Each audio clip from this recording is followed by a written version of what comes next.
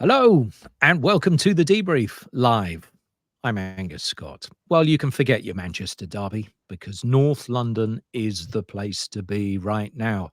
10 games into the season, Tottenham unbeaten, Arsenal unbeaten. Are they unbeatable? Either of them, or even both of them. The Emirates may have been expecting this. The Tottenham Hotspur Stadium wasn't. And don't try and tell me it was, especially after the sale of Harry Kane to Bayern. Well, let's get behind the scenes of their success stories today here on the Debrief. And one of our success stories is Ben Jacobs, always in the winner's enclosure. Hello, Ben. Good to be here. You've built me up and thank you for that. But I need to start by saying Bristol City have sacked the Leicester legend Nigel Pearson. And I'm disappointed in that news, as I'm sure you are. Well, I am actually. I think you have I don't. We don't need to go into it in depth, but I was a big fan of Nigel. He was on a project, and we gave him a lot of time, and it just seems a little bit strange now to get rid of him. I think he was slightly frustrated. There seems to be a void at the top of our club. Anyway, that's my sad news from the weekend. Not that will interest too many people outside BS3. Anyway, North London's finest is also here in the shape of CBS correspondent James Benge. Some call him Mr. Arsenal. We call him Benge. I'm just relieved you're not going to ask me about Bristol City, because I've had my head in the sand about that one a little bit, which I know that Mr. Pearson would not approve of. No, he might do now. It's like the hierarchy at the club. I think they've had their head in the sand. The only connection I can think of at the moment was the fact that Eddie Nketiah was meant to be sitting down for a press conference 2 summers ago and never turned up for that press conference, and instead went up to Leeds on loan, and we were a little bit miffed. Yeah, well, it happened twice actually, and he then nearly joined them in January, and Bristol City thought that was in the bag, and then Mikel Arteta said, "I quite like this guy. I'm going to keep him around." Yeah, which was a shame. But what is interesting, and this is one of those super links. That don't forget, Fabrizio Romano will be here very shortly with some important news on the aforementioned Eddie Nketiah. We'll also have a little bit on Ben White's status at the Emirates, and also the possibility of Santi Jimenez turning up at the Tottenham Hotspur Stadium. So all that is coming up. Stay with us here on the Debrief for that, as Fabrizio joins us, as he does every single week. Your questions are welcome too, so drop them in via the comments section. So let's return to our topic of the day. It is Arsenal and Tottenham. It's North London's success story. 2 unbeaten sides, but 2 very different projects, Ben. Indeed, I think from Arsenal's point of view, the fact that they're unbeaten at the moment is no massive surprise. They did extremely well to protect that unbeaten record with a draw at Chelsea. They thrashed Sheffield United 5-0 at the weekend. Eddie Nketiah scored his first Premier League hat-trick. But for Mikel Arteta, it's been 8th, 5th, 2nd. So logically, in your 5th season, it suggests if your project is moving in the right direction, you are going to be able to compete for trophies, including the Premier League. And what we know with Mikel Arteta is that his man management style has been applauded by those close to him. He's managed to tie down, crucially, some key contract extensions, and Arsenal spent big on top of that during the last summer window, including Declan Rice and Kai Havertz. And when Jurrien Timber is fit and returns, he's going to be big as well. And then there's sort of some underrated players, in my opinion, like Jakob Kiwior, who played against Sheffield United and is an excellent prospect and someone that adds depth. So Arsenal's project is moving in the right direction. They've got a lot of quality. So the fact that they're unbeaten is maybe no real surprise. From Tottenham's perspective, it's a newer project. You can't stylistically go more extreme than Conte ball to Postecoglou ball. And then when you consider that under Antonio Conte, it was obvious he was leaving for quite some time. He was unhappy with Tottenham, their strategy. Add to that the fact that Fabio Paratici was banned from football, and Tottenham entered into this period of limbo where at one point they had Scott Munn, who hadn't started. They had no sporting director. They had no manager. They had no direction. They were an entirely rudderless ship. And then Ange Postecoglou comes in. It's common knowledge that he wasn't the first choice. And suddenly out of nowhere, he's been able to create unity. And I think that in some respects, it reminds me bizarrely, and this is a very strange thing to say, James, and I'll get your response to it, but it reminds me weirdly of Steve Bruce, Newcastle, and Mike Ashley, only because sometimes you can have such doom and gloom under one manager and structure that when you replace it, regardless of who comes in, everyone just breathes a sigh of relief. Everyone gets a blank slate. Everyone gets a second chance. And I think that that's aided Postecoglou. So even though Spurs and Arsenal are very different projects, they find themselves pretty much in the same position, 1 and 2 in the table. And at the moment, anyway, challenging for the Premier League. I like that. I hadn't thought of it in terms of Eddie Howe. I'll be frank and say I actually find more similarities, at least in terms of atmosphere, with the very early days of Unai Emery at Arsenal and how Ange Postecoglou is faring now, which is that they feel a little bit out over their skis. As you were saying there, Ben, this isn't really a team that looks like a team that's playing unbeaten football through 10 games of the season. Of course, they have had superb moments, but they've also had some quite dramatic late winners against Sheffield United. And, if you need until the 98th minute to beat Sheffield United, in general, that's not like something that makes me think a team that could go and do a 38-game unbeaten run. So, but then the exuberance, the getting carried away with it, kind of like Arsenal fans did when Emery took over, and within half a dozen games they were chanting, "We've got our Arsenal back." The exuberance is kind of the point. More so with Tottenham, I think, than any club over the last 5 or 6 years. There has been this sort of obsession with being seen to be a big club. Spurs are a big club, but they sort of do the things that you do when you have status anxiety. They buy a flash car to take into work. I mean, they all have flash cars. They're footballers. But Jose Mourinho, Antonio Conte, you could view in that fashion. Or it's sort of like getting, maybe a better example, again, doesn't quite work because these aren't 20-year-olds, but it's, a middle-aged man getting a much younger girlfriend who's not really there because she's invested in him. It's place to be, place to make some money. And Conte, Mourinho both felt like they were doing a favour to Tottenham, and that seeped through the atmosphere. You'd go to this cathedral, the best atmosphere, the best venue in football, maybe even just in the UK, and it was just hellishly dull at the Tottenham Hotspur Stadium. And I was there for the first big win, the win against Manchester United, that's looking ever less impressive by the week. And people were just having fun, and almost everything else doesn't necessarily matter that much in football. If when you go to the ground, you pay an awful lot for a ticket you really enjoy yourself for 90 minutes.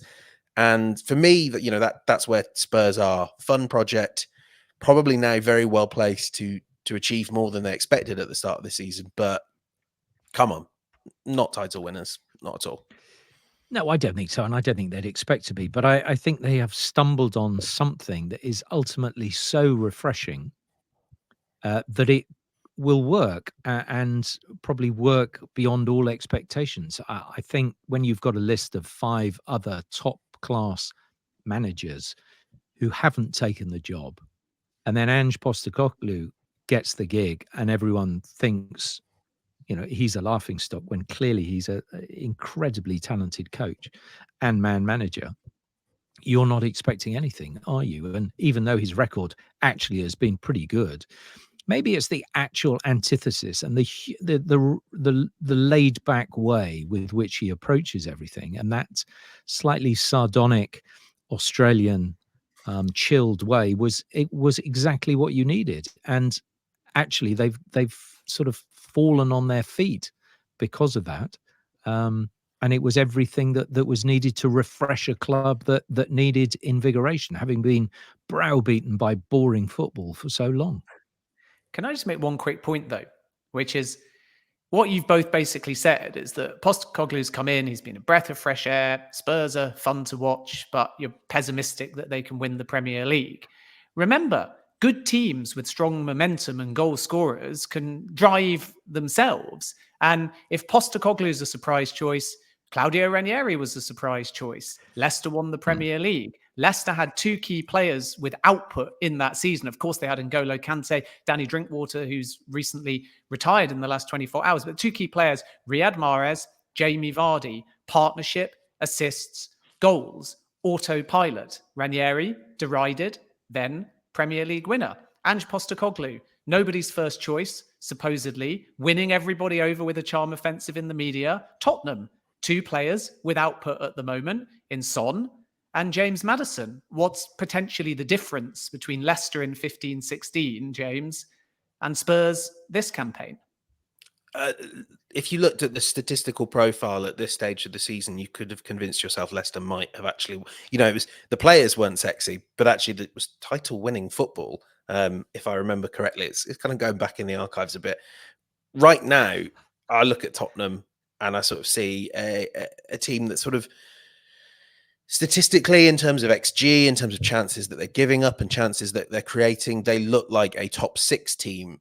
They have obviously accrued the points that mean that maybe some of the other teams that like have those similar stats, a team like Chelsea, just have so much ground to make up that Spurs have placed themselves really well that if they just stay at this pace, they will be a top 4 team. And I think they will be quite, well, them, Newcastle, Liverpool are going to be battling out. And frankly, I think Arsenal will as well. But you can't be as sort of vulnerable as they are defensively. And Ben, I need not remind you how special that Wes Morgan, Robert Huth centre-back pairing with Kante in front of them was by the end of the season in terms of keeping chances down. So Spurs will create a lot of goals, score a lot, concede a lot, and that sometimes you can win a title that way, but not that often, and not with Man City in the same division as you. I wouldn't want to say I look forward to being proven wrong in that case, but I certainly think it just, you don't win Premier League titles giving up 1.3 expected goals a game, and we saw that last season with Arsenal, who were doing much the same. Yeah, and could we also be quite boring and see who they've played this season? That you've played most of the bottom half of the table. That it's Luton, Fulham, Burnley, Bournemouth, Sheffield United. That's sort of, I would dare say, games that you're expected to win if you're going to be in the top 4, and it just so happens you've picked up a lot of points against those pretty mediocre clubs so far this season. I mean, they beat Manchester United. They drew with Arsenal. Yeah, but as James said, just named one pretty mediocre club. Yes, exactly, in the bottom half of the table, nearly. Okay, we will return to this subject, but I'm talking Spurs. Let's talk about Arsenal, though, James, which is nearer to your heart and probably to your home. So that how have they, and do you think they have improved on last season when it was a case of so nearly? I'm not certain they've improved on last season. I'm more confident that they haven't taken a step back in some of the tactical tweaks Mikel Arteta has done.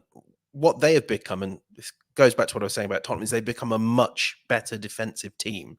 Part of that is William Saliba is fit, and this player is establishing himself as one of the best centre-backs in the league. I don't think that's up for debate, even at his young age. And there's a little more caution in the way they play. It's a little less swashbuckling. Of course, we don't fully know the extent because they can't get Gabriel Jesus, Gabriel Martinelli and Bukayo Saka on the pitch week in, week out. But Arsenal, I think, have sacrificed a little bit of the verve, the daring do, to just make sure that every time they go forward, the gate behind them is locked. Declan Rice has added immensely to that. You've seen already great seasons from Saliba, as I mentioned. Gabriel, it's fantastic for them that they managed to hold off the Saudi Arabian interest in him. And that is obviously that is what was wrong with Arsenal last season. In the end, it came down to they just gave up too many goals from Christmas and the World Cup onwards. So that's been fixed. The question is whether Arteta has struck the right balance just yet. And the answer to that is I don't know. It's good for them to sort of beat up on the little teams, the Bournemouths and the Sheffield Uniteds, as you would expect them to. There's been a lot of penalties, and that puts some air in their numbers, some uncertainty. But they look okay. They look as good as they did last season. I think we're talking, obviously, you can't help but kind of look at that City performance yesterday and think, does it actually mean anything being as good as you were last season? But they feel more stable, and I think that's a big plus for them, because if you can get Jesus, Martinelli, and Saka on the pitch, you'll score goals. That's for sure. Okay, we are talking about North London at the moment, and the success story that is Spurs and Arsenal, and whether they can remain unbelievably unbeatable. It seems unlikely. But we will return to this topic, but we have caught up with the transfer guru himself, Fabrizio Romano, with some very important news coming out of North London in the red and the white, and we spoke to him a little bit earlier. Fabrizio, thanks again for joining us. Let's start on the Arsenal front. Eddie Nketiah scoring a hat-trick for Arsenal at the weekend. Now, is there a possibility of a January exit for him as he looks for more first-team football? No, I think no. I don't have these indications, honestly. I think he's going to stay at Arsenal at least till the end of the season, but he's playing a lot. I think Arteta, as he mentioned after the game, he had 9 Premier League games this season at Arsenal, and this is a good number. Also, the player has always been very happy with Arsenal as a club, how they trusted him instead of following Balogun. We should remember that Balogun was there, and Arsenal decided to trust Eddie Nketiah despite Balogun scoring a lot of goals in Ligue 1 last season. So they really wanted him to stay. They really wanted him to be an important part of the project. They extended his contract months ago. So the idea has always been to trust Eddie Nketiah, and at the moment I have no indications of him leaving the club in January. I think he's going to stay 100% at least till the end of the season. They may look for another striker to bolster their front line. Would Ivan Toney come into conversation? Antonio is really appreciated by Arsenal, that's for sure. People at the club really appreciate him. Same at Chelsea. So I think the race is absolutely open there. Nothing has been decided yet. It's still a very open situation also in case other clubs want to join the race and make a bid. At the moment, nothing is agreed with the player or with Brentford. So I would keep the situation open. But for sure, he's appreciated by people at Arsenal. An important point is to see how is going to be the situation of Arsenal in December. So I think how they will complete their Champions League group, how is going to be the situation on the Champions League in the Premier League table. So at the moment, they've made no decision yet in terms of what do we need to do in the January window. They are discussing internally as always, but at the moment, it's not guaranteed that they will go there and spend big money on Ivan Toney. Also, because from what I'm hearing, at least has to be something close to £65 million for Ivan Toney in the January window. And so at the moment, Arsenal want to take their time before deciding, okay, this is the player we need in this moment. Also because Nketiah is scoring goals. Gabriel Jesus, when he's fit, he's always making the difference. And so they still have to decide what they want to do in the January window. One of those names that they may be discussing, I presume, will be Ben White. Will he be offered a new contract? Yes, the new contract talks are ongoing.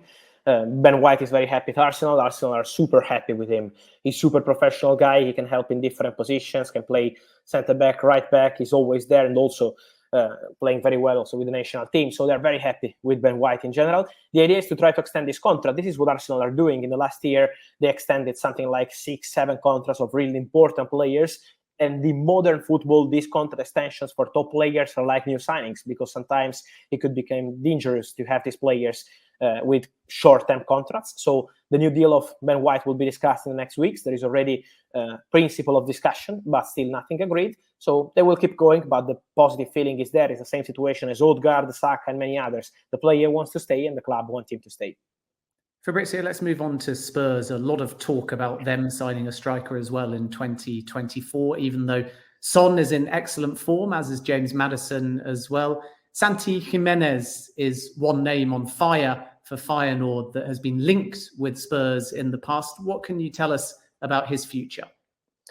I think it's going to be an interesting situation for Santi Jimenez. About Tottenham, we heard some stories, Tottenham, Real Madrid in the recent weeks, from some intermediary mentioning that they were negotiating, but as the player himself clarified, only his father is taking care of his future. So there are no agents, no intermediaries. The only person taking care of his future is his father. So at the moment, there is absolutely nothing decided in terms of new club. What we can say is that for sure, from what I'm hearing, Tottenham appreciate the player. Tottenham have sent their scouts to follow him recently. Also last season at Feyenoord, they were scouting the situation at Feyenoord because they really appreciated the manager. Arne Slot was in the running to become the new Tottenham manager. Then they decided to go for Ange Postecoglou, but Arne Slot was one of the names. They were keeping an eye on Feyenoord doing very well last season. And they also saw the excellent skills of Santi Jimenez. So for sure, Tottenham are keeping an eye on the player. But there are many clubs interested in him. At the moment, still not even a negotiation. So it's too early to say, okay, he's going there. But we can say that he's a player they are monitoring, they're following. I think something around 45, 50 million euros should be the price tag for Santi Jimenez. This is my opinion, not a decision from the club yet. So we have to see what Feyenoord will decide. But sources into the industry believe that something around 45 million euros could be enough to sign the Mexican striker. And we know that Spurs have looked at Conor Gallagher in the past, but they chose not to proceed towards the end of the last window. Do you sense he might be available in January, or could a new Chelsea deal be on the table? I'm not sure that it's going to be part of the January window. I feel Chelsea want to have some stability, especially in the midfield where they have important players like Gallagher, Caicedo, and so at the moment. I think Chelsea will focus on different priorities in the January window.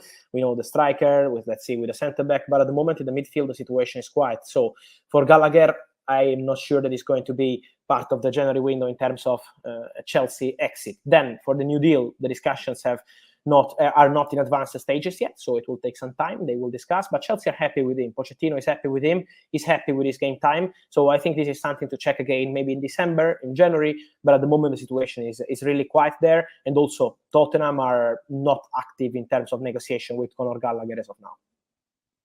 Fabrizio, you talk about a striker there, and clearly, if you look at Chelsea over the weekend, they're in desperate need. They're either not functioning as strikers or they're injured. They need another one. Now, is someone of the caliber of Victor Osimhen one of those players that Chelsea are really looking at for January? Because, as we know, he's not signed a new contract at Napoli. Yes, but I think in January it's going to be very difficult to sign Victor Osimhen. I can't say impossible because impossible is nothing in football, but really close to impossible. For Napoli, he's a crucial player. Napoli president De Laurentiis is not scared to arrive to the summer transfer window and maybe sell the player in case they can't agree a new contract in the summer transfer window. As he mentioned in the last interview he did the same with Kalidou Koulibaly. Kalidou Koulibaly was always in the rumor, and then they decided to sell him to Chelsea in that case 1 year before the end of the contract. So they're not scared about that, and I think Napoli will do their best to keep the player at the club. He's a really crucial player for them. It's not an easy season for Napoli. After winning the title, they're struggling in the Serie A, but they're still hoping to do important things in Italy and in Europe. So I think Napoli will make that really difficult. Only a completely crazy bid could change the story, but at the moment, Napoli are really not intention to mention a price for Victor Osimhen. So, when you don't even have a price to go there, negotiate and be creative, I think it's going to be more than difficult. Can we turn our attention to Manchester United after they were humiliated in the derby yesterday? What's the future for Ten Hag? Look, at the moment, I have no update at all. From what I'm told, the situation has not changed at Manchester United. They are still supporting the manager, protecting the manager, trusting the manager for present and future. So nothing has changed. Of course, it's not an easy moment, but I also think, this is my personal opinion, it's too easy to blame always the manager. Sometimes we have to see what's going on off the pitch, because when a top club like Manchester United, the situation is still not clear about the ownership, and it's almost 1 year with all the rumors, with all the stories. We know about Sir Jim Ratcliffe, the 25% minority stake. We had the stories on Sheikh Jassim. This is making life complicated in Manchester United for people in the board, for the players, for the manager, for the coaching staff.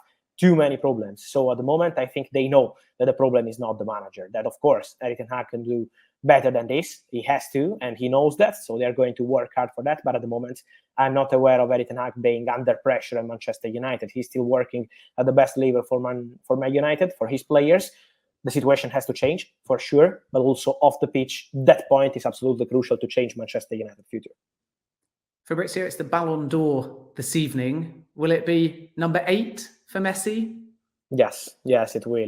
Messi will be the winner. There are no doubts. Everything is ready. Messi is already in Paris to get the Ballon d'Or. So an historical night for him and for the award, because to see the Ballon d'Or in Messi's hands for 8 times is something really special. So yes, Messi is going to be the winner. It was a tough competition from Erling Haaland because they've been head-to-head to win this award for a long time. But Messi is going to be the winner after the great World Cup he had. And so we wait for the official announcement, but it's a matter of hours. And do we expect Jude Bellingham to be picking up an award after what has been a phenomenal start and at the weekend winning the Classico? Yeah, also in this case was a tough one because Jamal Musiala did also fantastic at Bayern. He won the Bundesliga last season with that last-minute goal and made the difference in the competition with Jude Bellingham's Borussia Dortmund. So it was a tough one, but yes, from what I'm hearing, Jude Bellingham is expected to be the winner of the Copa Trophy as the best talent, and so that's the indication. Jude Bellingham is also traveling to Paris from Madrid today to be at the award, and so we expect them, Messi and Bellingham, to be winners tonight in Paris. And maybe Bellingham next year just picks up the Ballon d'Or as he gets better and better. Yeah, he's doing fantastic, but still a long way to go. We have to remember, I think it's becoming normal, but how many goals Erling Haaland is scoring in Champions League, in Premier League, we are used to that. So he scores a brace in a derby and it looks like normal, but this is not normal at all. So I think Erling Haaland will be there. Brilliant. Fabrizio, as ever, thanks for your time. Thank you. Thank you as always. Fabrizio Romano, who joined us a little bit earlier. Ben, one person we didn't bring up with Fabrizio, although we have done in the past, is goalkeeper Aaron Ramsdale at Arsenal, and whether he will be looking for another club in January. Clearly, he is no longer the number one at Arsenal, and presumably, when you're that age and probably that talented, you don't want to be fighting for a place that it doesn't look like you're going to be able to get back, and whether he'll be looking for a new club in January. Yeah, I think it's very interesting, especially in light of the weekend, because Mikel Arteta made a number of changes. Emil Smith-Rowe played in his first start since May, and at the same time, Eddie Nketiah got game time. Jakub Kiwior played, and yet David Raya was the goalkeeper. And for me, if I'm Ramsdale, that underlies something that he's known for a while, which is, even if Arteta says repeatedly there's healthy competition, there's a clear number one at Arsenal, and it's not Aaron Ramsdale. Now, as far as January is concerned, and I'll be interested to get James's thoughts on this, I still think it's going to be quite difficult for any clubs. We hear a lot about Chelsea, and of course, they're discussing these players internally like Ramsdale, but Robert Sanchez is seen as the number one goalkeeper there, and Arsenal will not want to lose a player like Ramsdale, who's a very positive influence even when he's not playing midway through the season. So, of course, there'll be rumour. Of course, there'll be interest. Of course, there'll be inquiries. But I think Arsenal will still probably do everything they possibly can to hang on to Ramsdale. And they may need him in the rest of the season, even if Raya is the number one at the moment. So it's an intriguing one for January. I know that some people will also mention England. And yes, if Ramsdale plays, he stands a better opportunity of challenging Jordan Pickford. But my feeling is Pickford's the number one anyway. So even if Ramsdale was starting every single week for Arsenal, I still think that he doesn't start at Euro 2024 if Jordan Pickford is fit. That's only my personal opinion. But I don't think Ramsdale leaving in January will significantly improve his chances of being the number one at the Euros, which might mean that he prefers to see out the entire season and see how things go. So, James, it's a very interesting dynamic. I think that Ramsdale has been very positive, and credit to him for how he's dealt with the situation so far. You see him cheering on every save, and by all accounts on that training field, he's a very likable character and positive influence at the football club. But he's not going to want to stay at Arsenal indefinitely, feeling like he's not going to play. So how do you see this one panning out in 2024? Yeah, well, I mean, I suppose there's a few angles to look at this from. From an Arsenal perspective, they do not want to lose Ramsdale midway through the season. They've been very clear about that. And, you know, they do well remember what happened last season. Anytime Aaron Ramsdale tweaked his leg or whatever, kicking a ball, or he needed treatment, you know, there was a little nervous intake of breath at the Emirates Stadium as they awaited the potential introduction of Matt Turner, a good goalkeeper. But when you want to play the football that Arsenal do at the level they do, there aren't many goalkeepers out there. And if Ramsdale were to go in January or in the summer, he would need replacing, and he'd need replacing with a goalkeeper who's a good shot stopper and very confident with the ball at his feet.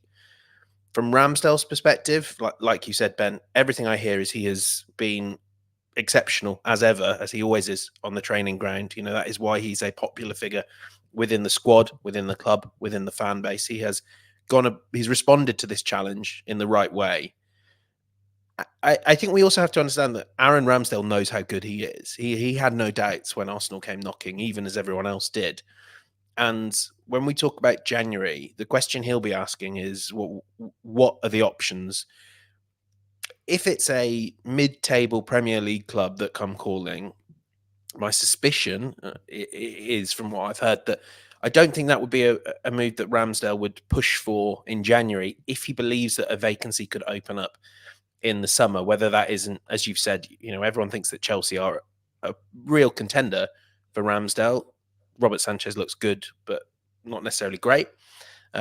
Is that abroad? I don't think that going to a Bayern Munich or a club of that stature would hold any fear for Ramsdale if that's what the options were.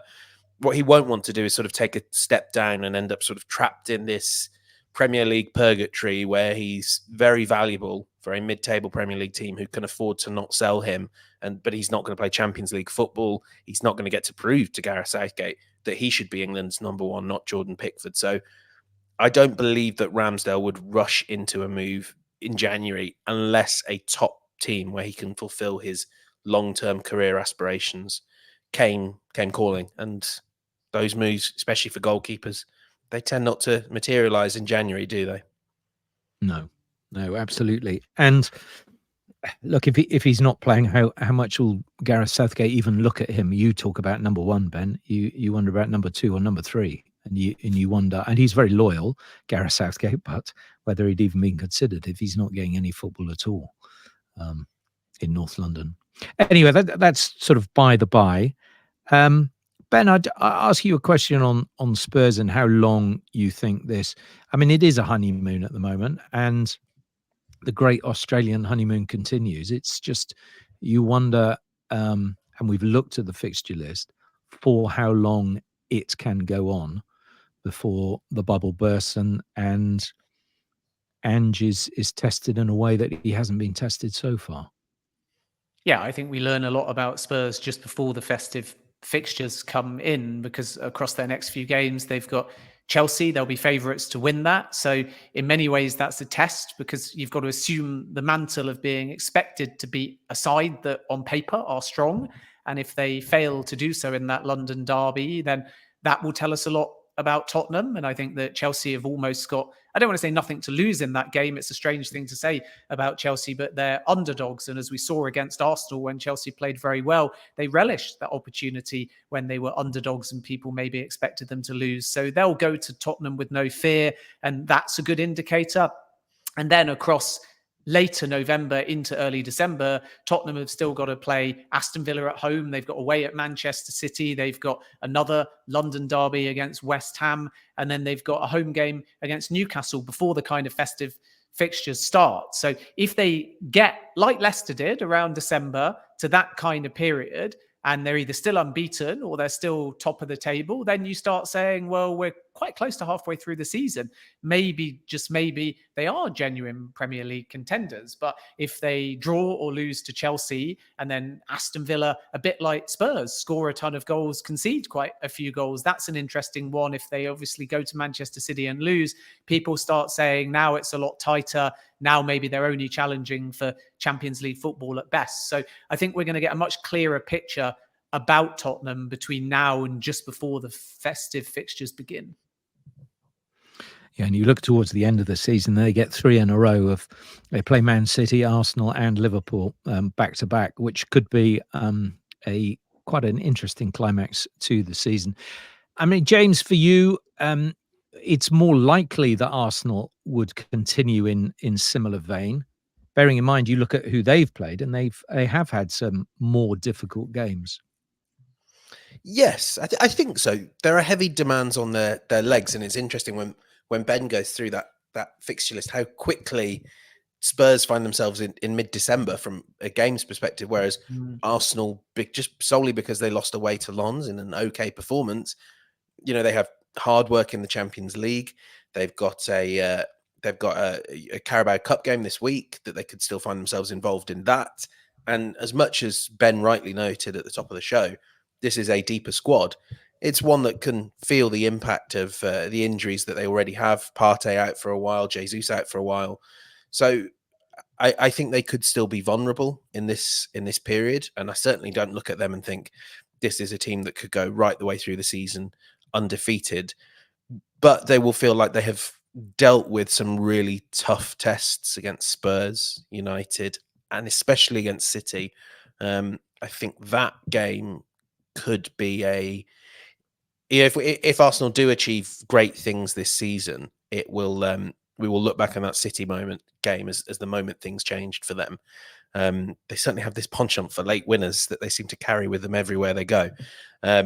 So whilst I still think you have to look at them as a member of the chasing pack with Liverpool, maybe with Tottenham, there is certainly, I think, you would be surprised if they're not still in the mix sometime after Christmas, based on the way they're playing. Yeah, and let's see where they are. Obviously, the group stages of the Champions League, and it seemed to be what Fabrizio was saying. We'll take stock in December of where we are as to what business we do in January. Do you get that as the sense coming out of the Emirates that that's where Arsenal will be come January the 1st?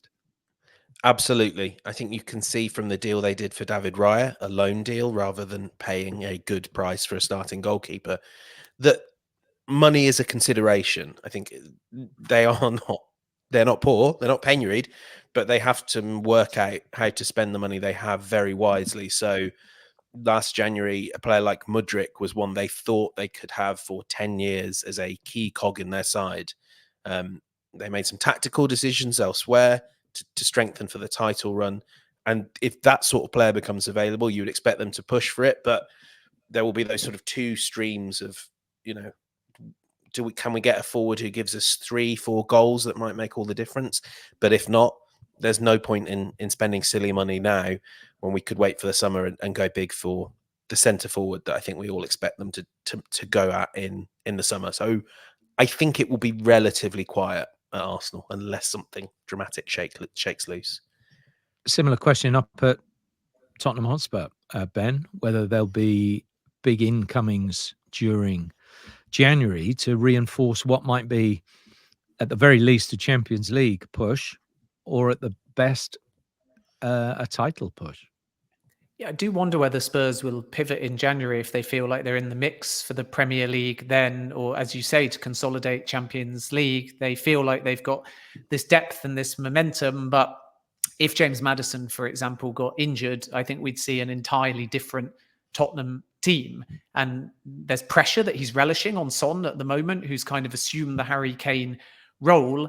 But again, if his goals dry up even a fraction, you start looking at Richarlison or Brennan Johnson to weigh in. And that's where maybe one more creative-minded player might be quite important to Tottenham in January. I can see them going for a box-to-box midfielder capable of playing a disciplined role in central midfield, but also breaking forwards and scoring. And that's where, for example, with Arsenal, Martin Odegaard has been very important, and Declan Rice may come into that role as well because he's improving over time all of his attack-minded stats. So we know that Tottenham did at least look at Conor Gallagher, but they didn't like the price. But that kind of profile might be something that Tottenham explore. I don't think they're in a rush to, in inverted commas, replace Harry Kane because Son has moved into that more advanced role. But we might see in 2024 more movement. But January, unless they choose to, for example, enter an escalated race for Ivan Toney, there's no reason why Spurs can't wait until the end of the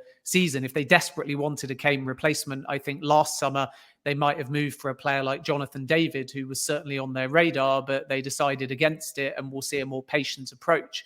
But remember, with Spurs, you've got Johan Lange, who's come in and starts officially on November the 1st as technical director. You've got Scott Munn, who's only just started. You've got Ange Postecoglou, who's new as well. So a lot of these key figures in conversations for recruitment are brand new at the club. They couldn't influence the summer window.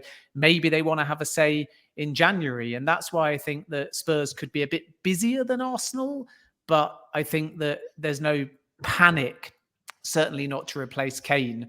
And if I was to sort of wager where they might strengthen, therefore, I would think it would be less about a traditional forward. unless they have to move in January because of how other clubs move. We might see that with Arsenal and Ivan Toney if Chelsea choose to move in January. But I think that if they're not forced to enter into a race for a player, which is a very un-Spurs-like thing to do, to get sucked into a bidding war, it's going to be more that creative-minded box-to-box midfielder that I think they may look to strengthen in January. Okay, as we wrap up then, let's put you on the spot. James, for you, where do Arsenal finish? Second or third. At the moment, I would sort of shade towards second in a battle with Liverpool. You want Tottenham as well? Yeah, go on. I suspect you do. I think they have. I think Newcastle are a better team, but I think Tottenham have probably built enough daylight that Tottenham will be in the top four, fourth probably. Okay. I mean, that's the joy of this good start, isn't it? You've got a lot of room for struggles. You have. Ben, same question to you then. I think that Arsenal will finish second, and I think that Tottenham will finish third, which might sound like a really boring prediction, and then Liverpool in the top four. Manchester City winning the Premier League, you only have to look at them at the Manchester derby to leap to that conclusion. But we knew this before a ball was kicked, that Manchester City are still heavy favourites. But I think what makes my prediction less boring is that I actually think Man City, Tottenham and Arsenal will all end up within 5 points of each other. And I think that we will not know who the Premier League winner is. It will be in each of those teams' control to some extent, all the way through to the end of April. So I think that after about, let's say, 34, 35 games, we still won't know categorically. And in the same way that Arsenal closed the gap on Manchester City last season, I think that they'll be right there toe-to-toe until the end. And then I think that Tottenham will close the gap on Arsenal and Manchester City. Now, whether or not that's a one-off, whether that's a Postecoglou boost that will then come with a step backwards the following season, that remains to be seen. And that's where Arsenal's project is a little bit more stable. But I think that Man City will win it. But when you go to that points tally, don't be surprised if it's really, really tight right up until the close of the season. Well, I think what I'm going to say in closing is that Tottenham will decide who wins the Premier League title, because they will be playing Man City, Arsenal and Liverpool in successive weekends, and they could have, therefore, the deciding push on who gets to the top of the table and stays there, and who eventually wins it. So that is my view. But unfortunately for Spurs fans, that doesn't mean I don't think you're going to win the title. And I think fourth, I think you'd be very happy if you ended fourth. And you've got 9 points, I think, now between you and Newcastle, who are sixth. Mm-hmm. Will Villa stay there? I mean, they're only 4 points off the top, but can Villa continue their push? I think, we've not even mentioned them, but perhaps we rule them out and don't think they will quite make it. But who's to say whether they'll have a say in it as well? But yes, I would go along with you that it's a Man City, Arsenal, Liverpool, probably 1, 2, 3 with Spurs in fourth place. We shall see, and no doubt we will return to this subject. And if in maybe 4 or 5 weeks' time that we still have the top two of Tottenham and Arsenal in whichever order, then we might be eating our words.